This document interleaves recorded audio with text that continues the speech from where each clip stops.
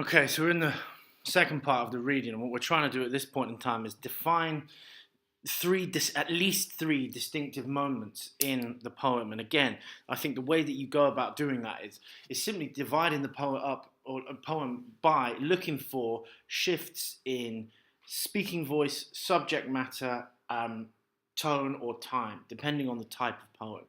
Now, having read this once through, I can tell you this is effectively one long narrative anecdote. So we need either shifts in time, I think, or subject matter or tone, because we're not really going to get a change in speaking voice.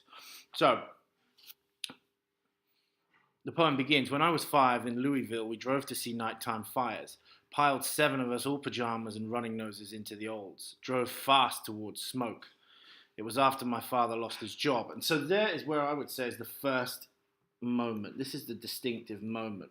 This is the opening that I think gives us the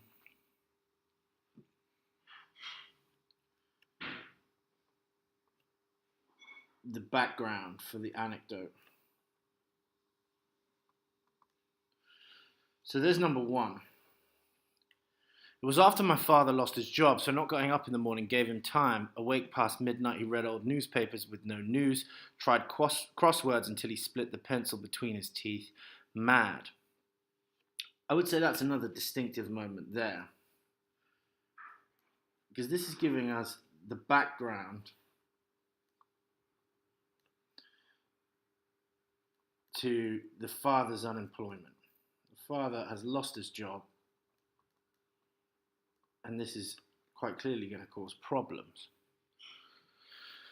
When he heard the wolf whine of the siren, he woke my mother, and she pushed and shoved us all into waking. Once roused, we longed for burnt wood and the smell of flames high into the pines. My old man liked driving to rich neighborhoods best, swearing in a good mood as he followed fire engines that snaked like dragons and split the silent streets. It was festival, carnival.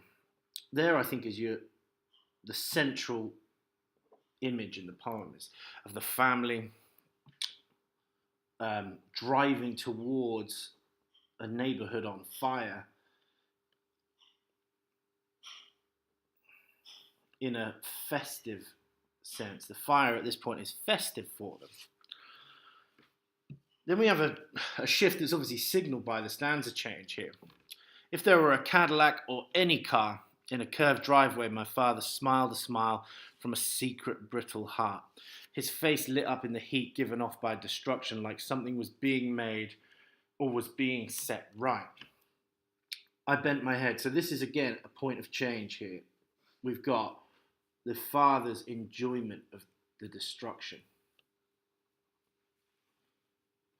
The father's enjoyment of the destruction is what follows that moment of climax. We have the central image here of the fire as being festive and a source of pleasure, and then the distinctive moment that follows at the beginning of the second stanza is the father's enjoyment of the destruction. And then we have the shift to the personal speaking voice.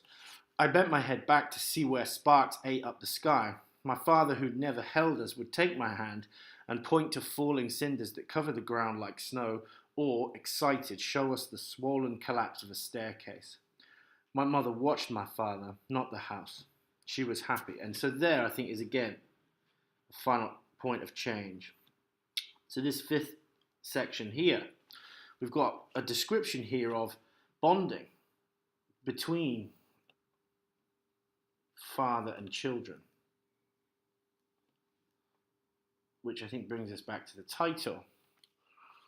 My mother watched my father, not the house. She was happy only when we were ready to go, when it was finally over and nothing else could burn.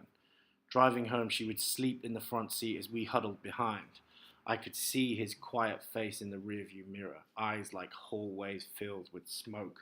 So we have this final image, I think, of the contrast between mother and father and their attitude to this destruction.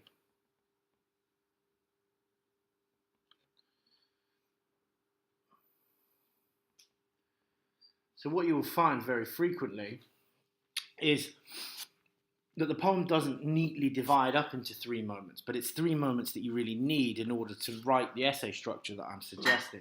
So obviously we do have here a clear opening, What we then have is the background to the father's unemployment. So what you might want to do in that first paragraph on the opening of the poem is blend the two together.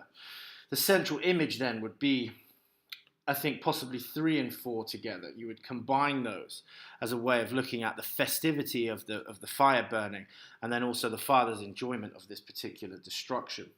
And then the important conclusion, I think you would bring those two together as well, to look at the bonding between father and child and the contrast between mother and father and their attitude to destruction in the conclusion, in that final section. But you might, if you had time, deal with just this 5th moment in the poem in isolation, because that 5th moment, I think, is really significant at revealing the way in which this activity functions as some form of sort of unorthodox bonding ritual between father and child. So this is what we mean by dividing the poem up into distinctive narrative moments. What this will give you, to a certain extent, is an aspect of the structure, the sequence of events that makes up a component of the structure. So we've looked here at the overall sequence and distinguished in total 6 distinctive moments that you could then reduce down, I think, into 3.